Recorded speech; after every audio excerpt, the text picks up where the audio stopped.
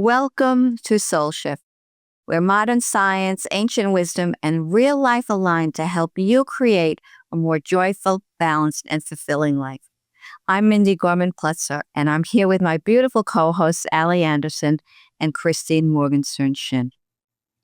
Today, we're talking about leadership, but not the kind of leadership you might be thinking of, not the corner office, the title, the authority over others. We're talking about the kind of leadership that begins within, the kind that recognizes that you cannot lead others until you learn to lead yourself. And that learning to lead yourself is actually a profound healing journey. Our guest today understands this deeply. Eliana Barousse is a leadership coach, international keynote speaker, and author of The Leader Within Me, where she blends leadership stories across industries, somatic wisdom, and reflective practices to help people lead with heart, courage, and consciousness.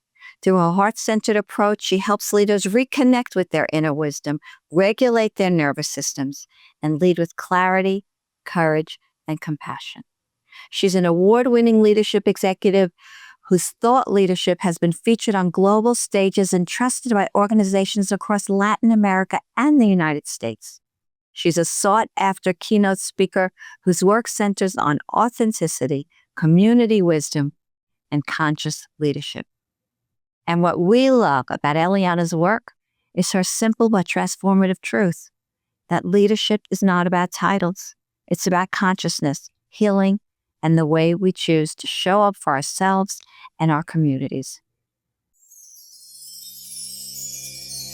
Welcome to Soul Shift, where modern science, ancient wisdom, and real life come alive. Soul Shift is your weekly dose of inspiration and a reminder that meaningful change can be both gentle and powerful. Together, we'll unlock practical tools, share conversations that spark something beautiful, and celebrate every facet of your incredible human experience. Your energy matters, your growth matters, and you matter. Let's shift boldly, joyfully, together. Eliana, welcome to Soul Shift. We are so honored to have this conversation with you. I am so honored to be here. Thank you. This is such a beautiful space, and I can't wait to have this conversation and, get some of this, I don't want to say knowledge or wisdom. I think some of this remembering out into the world. Sounds great. Okay, so Eliana, I want to start with this foundational concept that runs through all of your work, leading from within. For some, that phrase might sound abstract or even mystical, but you're talking about something that's really practical and essential. So what does it actually mean to lead from within? I love this question, Mindy. And for me, it all started when, many years of leadership in corporate America. And even though I was hitting the targets, getting the accolades, being in front and center, which is always fun and exciting, I felt disconnected. I felt burnt out. I didn't know how to help my team get to the next level either. So this whole idea of leading from within came from my journey in finding my own voice, my own way, and helping my team find their voice and find their way. So it was the realization that until I led my life and showed up as my true self, with my flaws, with my vulnerability, with my voice, I was not going to be able to see on the other side of the screen, on the other side of a conversation, that impact that I so desperately wanted to have. So it all started with my own personal journey. So it sounds to me as though you're sharing that someone can begin to reconnect with that leader within them, inside of them, but how important it is to do, especially during seasons of doubt and burnout, which is a topic that comes up so often. Yes. I think it's very common as you start leading, especially in the corporate world, you really just don't know what you're doing. You're just following what other people have shown you, what's your thought of leadership. There's not a lot of organizations, unfortunately, that really walk you hand in hand to say, hey, this is what a leader does. This is what it looks like. This is how you have to find your own voice. So that journey can be a lot of hit and misses. And I think at the end of the day, I really wanted my team to feel supported, to feel seen.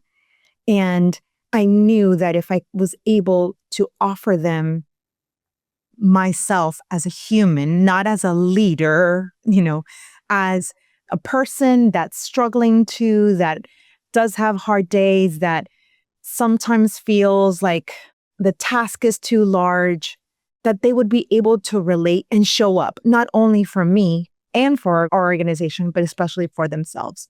So this leading ourselves came from a realization that until I was able to show up with my faults, with my courage, with my brokenness, with my vulnerability, I wasn't going to be able to see that on the other side, right?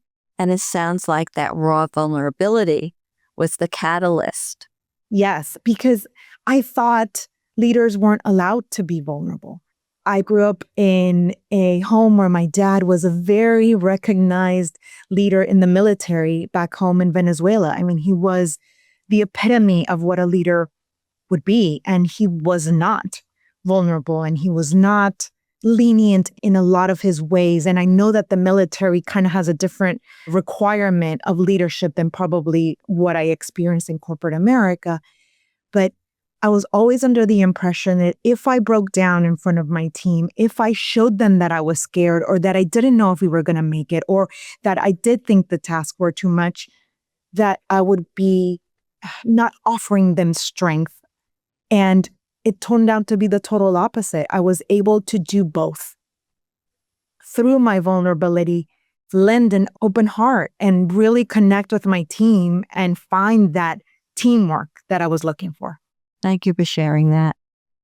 I know so many people, including myself, see leadership as something that's very external and what you were just describing, right? I see the military gentleman being a very good leader in the external world. But what you're talking about is so much more internal, right? You talked about your vulnerabilities. And I'd love for you to talk into how do we shift from thinking of ourselves as needing to reach this external leader and taking it to an internal place so that we can lead others. Thank you, Ali. This thought about leadership, we tend to associate, like we talked about at the beginning, like Mindy shared, with titles or with, if I don't have a team that, is under me, I'm not leading. We disassociate with the word leadership.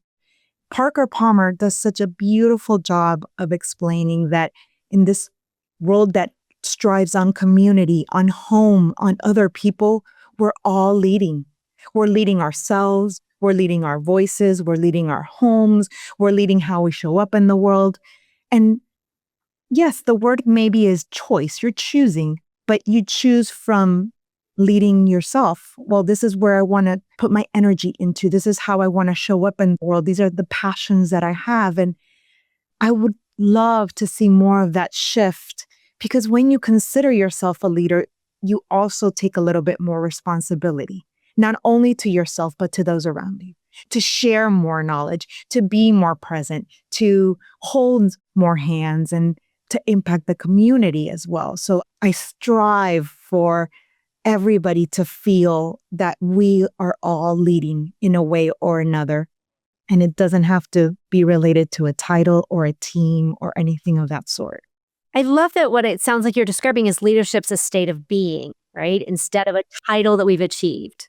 Yes. And that's why I said remembering at the beginning, absolutely. Because if you think back onto how communities lived before, like there was somebody that would, do the farming and somebody would take care of the animals. All of that are signs of leadership. Somebody takes care of the school and the children, and we are all collaborating to grow our communities. And we are all leading in a certain way. So I think taking that responsibility also makes it feel good. Like, yes, how am I going to show up for myself? How am I going to show up for others? And what is that impact that I'm leading? Eliana, I think what's beautiful is you're sharing how everyone can contribute in their own way and really having their own internal gift shine to that. So it's not like a force type of a thing. To me, it sounds like everything's centered around love, So much love. Yeah. And I feel that thread through, your work and how you want people to show up and how you're, teaching how influencers can actually take more of that, use their inner role for the outer work, right? What I think about in terms of nervous system work or the physiology, if you think about it, our nervous system, any type of inherited belief systems, whether they're limiting beliefs or not, or maybe how we grew up, culturally, or identity wounds, all of this, because this is who we are, right? Or at least who we think we are. It influences our leadership voice. So can you help us understand that connection, essentially how your internal state shapes our external leadership? Yes. I have seen in my work and what I've experienced with my clients is that they show up burned out, suffering from comparison, not knowing how to obtain what the organizations or life is asking from them. And that's when I see the disconnect. When I ask them, what are your true strengths? How do people see you? They don't know. They're just following along and they haven't really taken the time to get to know themselves a little bit better and to see how they're projecting themselves in the world, but also to practice. And that is like my favorite word when I work with people one-on-one, because we are so hard on ourselves that we need to do everything perfect, that things need to look a certain way, that need to feel a certain way, sound a certain way. But truly, we're here to practice. So if I told you that when you connect to yourself and you feel comfortable, you are a very kind person and you can be kind in your leadership. And I say, Chris, why don't you go practice? How would this look in practice? It doesn't feel as hard as me saying, Chris, you have to be kind all the time because this is one of your values. And if you're going against your values and everything, it creates that, again, we're putting so much work, but we can't even connect. So a lot of the work that I do is trying to help people reconnect, like you said, go back to the basics. Who am I as a person? And who Eliana is as a person, how can she support her team through those things? And when things get hard, what do I lean on to practice? How do I practice? Maybe it's being more vocal, which was something that was definitely one of the things that I had to practice because I always felt that my voice in corporate or with executives was a female voice, was maybe a minority voice, maybe not the most experienced voice, and imposter syndrome and all this noise in my head that it had to look or feel a certain way. And when you allow yourself to practice, it's not the final, right? So you're practicing. So, okay, if I practice, I can fail. And if I practice, I can come back and practice again. And I think that connection to yourself, to your values, to your body, is so important as we transition into a thoughtful leadership state of being, because your body's going to show you, right? Your body's going to tell you, it's going to give you signs. So if you connect that with who am I? What is my body trying to tell me? And what do I need to practice? I think it's a softer way. I also feel that the world is so hard and we're so hard on ourselves that it could be nice to practice a little softness here and there. Absolutely. And you're stripping the word performance out of it and you're layering in compassion and grace. I feel like it's nothing better than that, I think. Yeah. And it comes to that word love. It's so hard, corporate America, to love. Vulnerability are still words that are starting to trickle through, but they're not all in our corporate systems yet. But that's who we are. So, the more we allow it, not only from our sides as leaders that are showing up for other people, just the results are incredible. People relate, they want to show up, they are more open, they tell you their feelings, they feel supported, and the organization thrives. There's just no other way. The organization thrives when the team is working together, when they're feeling seen, where they're feeling heard. And that shift maybe subtle, but it's very, very important. It's also important. The message is so important and it runs so deeply. And, you've used the term practice. You've talked about connecting. It really is all healing. It's healing work, right? So it need to be separate from leadership work. They can coincide, right? They need not be parallel. And you talked a little bit about finding your own voice. Was that a healing moment for you, finding your own voice in your career that helped you realize that leadership and healing were deeply intertwined? Oh, yes, so much. First of all, when we recognize those things that we are that maybe we have been putting aside or not shining as bright as we could, and we start to allow them and give them permission to come, to be a part of who you are, to accept all the parts of yourself, there's deep healing. In my case, my father, who was an incredible example, was also a very tough leader. He was very tough at home. And this whole journey has also allowed me to heal that relationship and understand him better and know that there wasn't just one piece of my father either. My dad was hard and he was very demanding, but he was also joyful. And I remember him laughing at home and people really, really thanked him for his work. And every time we showed up at the military bases, they came up to him with so much respect. So it's not just this or that, it's this and that. And that allows for yourself to heal in so many ways. Finding my voice was only one piece of it, but, writing the book and seeing how other leaders go back to those moments that really mark them and how they pay it forward. It's so beautiful. It's all about relationships. It's all about something that was hard, that somebody held your hand and moved you through, or somebody saw you in a way that you didn't see yourself, or you stood up for yourself. It's human stories. It's not really leadership stories. And that's why I wanted to show it from so many different perspectives, because I was a corporate leader. Now I'm doing different kind of work because I think this is so important. But I have sheriffs that I interviewed. I have corporate executives that I interviewed. There's a story of my father in the military, of my mother who was a school teacher. So it just goes to show how you can find your voice or see yourself reflected in so many different areas that probably have nothing to do with your life. But that takes a lot of internal awareness, looking deeply within ourselves, recognizing what needs to change, right? Because we can't change what we don't see. We can bring compassion into the picture. It makes it so much easier to accept what could be hurting us. Absolutely. That's why that word leadership, sometimes people are like, oh, no, that's not me, because it sounds like it has a lot of responsibility or a lot of weight maybe to that word.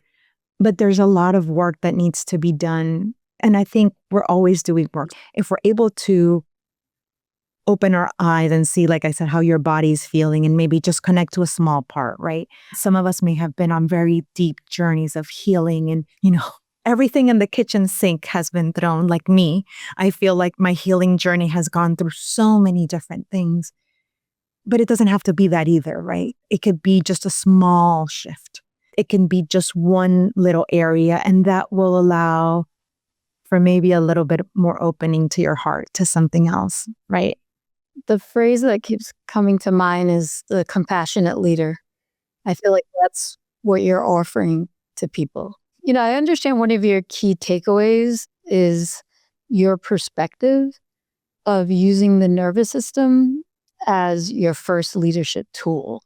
And from a neuroscience perspective, you're talking my language, my friend.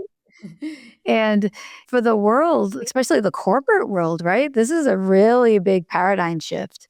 And so could you help us understand how the nervous system influences the way we lead or make decisions or communicate? Yes, of course. Even though this is your area, so maybe you should be telling a little bit more about that too. But I feel, we all know about the breath. We all know what it does to our organs. It keeps us alive. But I think if we take a deep breath, all of us as human beings can understand how that lowers your shoulders. It makes you feel more present, relaxed, open to other things. And again, when we talk about performance and leadership and metrics and all of these words that can be time constraints and can feel heavy and can feel difficult and all of that noise behind that word leadership, and understand that until we are not regulated, until we are not understanding what's happening within our bodies, it's very hard to show up for somebody else. I mean, those that are mothers know that if they don't get any sleep, it's so difficult to take care of a child. If you don't feed yourself, your body's just not going to sustain you. So if you don't allow your nervous system to relax, it's very hard to show up for others and to have them show up for themselves too, because we can feel the energy around each other. We can sense that something's not 100% as it should be, or this is tense. You were right, Chris. I think in corporate America, it's very hard to allow ourselves the space to minimize that burnout. Like a week vacation, it's not real, right? You just go right back into it. So I think it's so important to add little things throughout your day, 5 minutes outside in the sun, walking barefoot if you can, water intentionally, look at it, be here with it, breathing, doing something fun, music, one song. Again, we are in this mentality that it's all or nothing. If I don't have an hour to work out, then I'm just not going to do it at all. And it's not like that. If we offer our nervous system just little breaks, it will allow for more softness, like I spoke before. And I think as leaders, we need to incorporate that a little bit more. And I think the shift is coming, especially when we talk about nervous system, because we see so many people burned out and so many people exhausted and all these layoffs that are happening. I mean, we know what that does to our nervous system. So I think if there's one thing that'll start shifting quicker is the body response, because I think that's universal. Maybe the vulnerability will take a little bit more, but I think at least the recognizing that your nervous system is trying to tell you something, and until you feel safe, you won't be able to come out and breathe a little bit different, I think is happening now. And again, it's about that giving yourself permission, right? So if I give myself permission to show up vulnerable, I also need to give myself permission to understand what limits I need to create in my life, or what vocabulary is acceptable or not for me. All of those, it's just so many little things. So that book, Tiny Little Experiments, what little experiment can you put into your life today and see, oh, that felt really good for me today, taking that 5-minute break. We talked about it all the time in corporate America, go walk, be on your call on your phone. I mean, nobody really did that. It was just all up here. So again, if we just allow a little bit and practice it, and that will just create so much more presence. Well, thank you for sharing. It's a gift that you're here. You're shifting the way America works. We really, really need it right now, right? So thank you. Yeah. So well said, like really making a big shift. And Eliana, I'm with you that I feel like the idea of the nervous system, we're all becoming more aware of it, right? And I love that what you're sharing, you and Chris, they're both sharing how important the nervous system is in the leadership position and how much of a role it plays in our leadership position. So I want to ask you like a very practical question, right? So if you're in that leadership position, whether it's a difficult conversation at work or a difficult conversation at home or anything, you're making a big decision and you're navigating some kind of conflict. What is a practical tool our listeners could take away in that moment of downshifting the nervous system if it's getting really heightened, but stay in that leadership role? Because I think so often when we're in that leadership role, we can't, as we've talked about, can't show vulnerability, right? So how do we let ourselves just relax in that moment, but stay a leader in the moment as well? Yes. One quick thing that I like to bring that actually was taught to me by somebody I care about very, very much, one of my coaches, that hard, difficult situation, things are heated up, we always tend to tense, right? And the beauty that we're behind a camera allows for other things to happen, shifting down. So one thing that I was offered and I tend to do very commonly is open my hands. So if it's a tough conversation, I feel myself maybe getting defensive or I don't understand or any of those emotions that feel separating, we tend to clench. If you open your hands, and I tend to put them on my lap facing the person that I'm speaking to. I mean, you can do it in a meeting as well. You put them in your lap. It's just a response to your nervous system that you have to remain open. You're here open to the conversation, open to what's happening and allow, right? So that's one quick thing that I think helps in heated situations where we clench and tense up. I mean, of course, the breath, we always talk about breathing, but what about if you just open your hands and it's like a peace offering, like I'm receiving, I'm here. I love that tip. And I think it's something that we can all do with, and you don't even have to tell anybody you're doing it, right? You can just go into your nervous system and say, I love that tip. Thank you. Thank you. And I love the way you framed the concept of courage in your work. You've said courage as a regulated state. It's so different from the typical understanding of courage that we often think of as needing to push through fear or gritting your teeth and doing it anyway.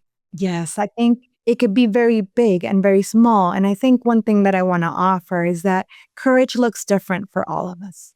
So allow for what courage means to you to come through. And I don't know if y'all saw, but the first female, she's 25 years old, she just rode across the Atlantic of 46 days. I mean, that takes a level of courage that to me I cannot even comprehend.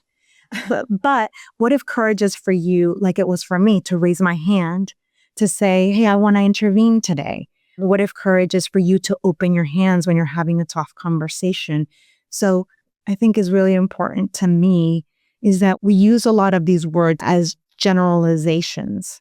Also, when you get a test, right? Like you do one of these Myers-Briggs tests and they tell you that you're courageous. But what does courage mean to you? So always go back to yourself. Like, what does that mean for me? And for me, courage maybe isn't like Tyron that I just said that rode across the Atlantic. For me, courage may be something smaller, and that doesn't make it less important. So I think that's also very important when we do this work is know it's you with you. So this is leadership for you so that you can show up for others, so that you can show up for yourself. But there's no scorecard, right? This isn't, I did it better than Mindy today. And I think that's what allows the practice and permission to come through a little bit quicker because it's just here. It's here. It's not out there. So I like the way you tied in the bioindividuality of courage because each of us are completely different and we all have different stories. And what I was thinking of was that the energetics are aligned when you tie in that bioindividuality versus using the textbook definition of courage, right? Because that means something different for each of us. And thank you for sharing what to do when you're regulated and using that piece. What happens when everything starts falling apart, right? So when you're in the fight or flight, when you're dysregulated and, we have to make things happen as a leader, how do you coach people there? Like, how can we actually still make a great decision or communicate and connect with others or show up with full presence if there's something going on in the background that's dysregulating us? Maybe we're thinking about our kids in the background, right? And there's something that's, really powerful going on. How do they do that at the same time? That's a beautiful question. And the truth is that there's not one way. There's not a prescription that I can say, these are the first 3 steps that I can tell you to show up as a good leader while you're dysregulated. I believe that until you can recognize it with yourself, I think recognition of what's happening is the first step. So if you can recognize, I'm in this conversation and I'm not here, I'm not showing up, all I'm thinking about is whatever is in the back of my mind or my boss and, the metrics or whatever it is. If you can take a breath and acknowledge what is happening, I think that's the first step that will help you figure out what to do next. We don't have to push through every single time. So there's also times that we need to allow ourselves to say, I need to take a day, or I cannot have this conversation right now. You know, Chris, something very interesting happened to me once is that I had a tough conversation with somebody on my team, and they showed up and something was wrong. So I immediately noticed, what's going on, something's wrong. They go into, very much detail. Of course, I'm here. What can I do? And the time passes. I still need a response, for some of the things of the tough conversation that I had to have. So what I did in that moment was, first of all, remember, we're human. It happens to all of us. Nobody predicts when or how things are going to happen. So I asked that person to take the rest of the day, go regroup. And then I sent them a message and I said, hey, I know we had our one-on-one scheduled and we talked about these things that are very important. Please take the day, do whatever you need to do. I do need to tell you that we do need to talk about some of these metrics. So let me know if tomorrow is a good day, if the next day is a good day, or if you want me to send you my questions via email. So try to accommodate a little bit, your place and your script. Some leaders are like, well, I have to have this response right now, but do you really? So I think that's also really important. Recognizing what's happening to yourself so that you can know what the next step is. And I think it's kind of one of those things that when you see it, you can't unsee it. So if I know that I'm just focused on my kids or this big thing behind me, then I can say, okay, I can't show up like this every day. Something's got to give. So then you take some time. That would be my first as, self-leadership. And then with others, just offer alternatives. What I'm hearing is that you're saying there's power in the pause, right? You're having to take a beat, whether it's a couple breaths or a half a day. So expanding on that. And being able to recognize what you need, right? So life is not easy. I don't think it's easy for any of us all the time. It's definitely not.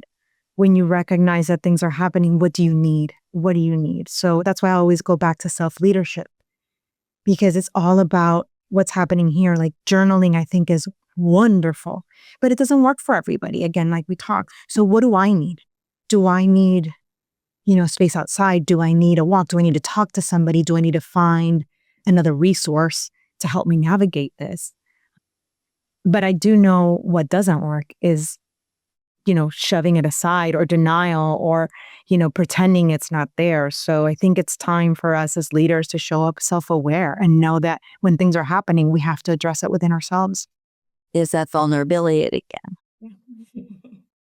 Eliana, I need to ask you about your book, The Leader Within Me. And I know that you share stories of leaders across so many different industries, and they're navigating all these different contexts and these different challenges.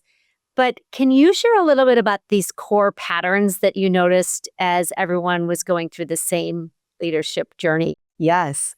One of the patterns that I love to see is we don't all know what we're doing. We're just trying to figure it out.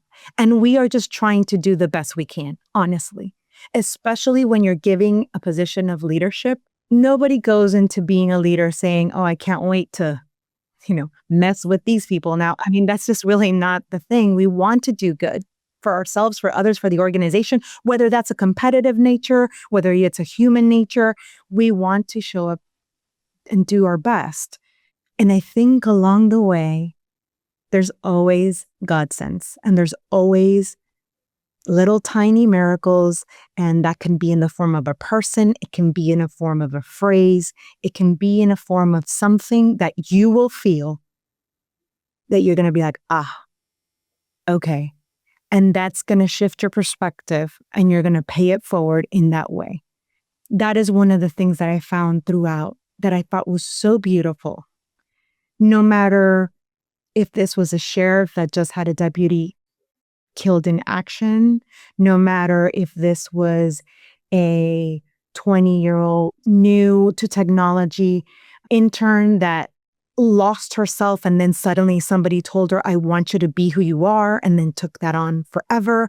There's so many different examples, but it's always the same. It's somebody or something that made you realize oh, I got this. I can do this now, or remember something, oh, yes, I can do this. And it allows you to show up in a different way. And I thought that was just so beautiful to see that we're much more alike than we like to think.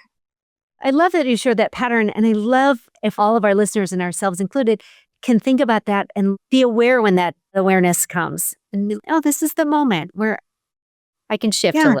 Yeah. This is something that you might not know, but what if you sat down and thought, what was that one thing in your life that leadership-wise affected you and changed you, and how have you paid it forward? I think we can all go back, whether it was a teacher or it was a phrase, a book, a song, something starts to move us. And it probably won't be just one, right? There's a lot of things and times in our lives that require different types of intervention, but that allows us to, oh, yeah, I do remember that. I do remember that one leader or that one teacher or that one interaction or that one song that really helped me push through a hard time or really helped me through a certain stage of my life. Yeah. And what I'm hearing is the ripple effect of the individual transformational journeys, right? And how they relate to collective healing. Basically, so when we heal ourselves, we expand what's possible for everyone around us. Mm-hmm. Yes. And that's really why I wanted to become a leader, because I wanted to help others and I wanted to impact others in a positive way. And I really thought it was going to be a different thing versus, metrics and all of that. But then I found out I could do them both together. And when I showed up as myself, I allowed them to show up as themselves. And it allows you to question things like, is this really what I want to do with my life? Is this really the type of work or energy or people or organization that I want to be included in? And it allows us to make different choices and to stand up for who we are. And if you do it and show others, I promise you, they'll start to notice and they'll be like, oh, I think I want to try some of that. And then another message here is that you don't have to fix yourself to lead. No, you have to be yourself to lead. And know yourself, right? It's that awareness, that self-awareness, right? So many people think that they need to change to be more of anything, actually, right? The disease of not enough is pervasive. It's so hard. And the comparison, right? Oh. What is that person next to me doing? What are they achieving? One crazy thing that I mentioned in my keynote is that, and especially nowadays where the world is so external, it's just connected in your phone, right? Like you see everybody's lives and achievements and all of that. It's very easy to get lost in the, oh, I want that, I want that, I want that, or look at all this accomplishment, oh, I want that. But we don't take the time to really think, do you really want that person's life? Like, do you want the step-by-step that got them from point A to that shiny thing that you're seeing? Probably not. You just want the shiny thing. So if you want the shiny thing, whatever that may be, how can you do it in your own way? How can you go towards it as yourself, not pretending, not comparing yourself, no. I think we need to allow ourselves to be more authentic. And I know that word is also like ominous. Like, what does that mean? It doesn't mean anything. It just means you feel good in your skin. It means that you are really proud of yourself at the end of the day because you did the thing. You wore the earrings. You were loud or weren't or danced or didn't. And that's all acceptable. And again, it's individual. So there's no comparison in the me game. Or they say comparison is the thief of joy. Oh, yeah. Yeah, right. Exactly. But so much becomes possible through what you're describing, the self-awareness, the identity work, healing our origin stories, right? So much is possible when we stop trying to fix ourselves. And as you say, start knowing ourselves. I just love that concept. I really do. It's special and it's not easy. That takes courage. It does take courage to look within. So thank you for bringing that to us.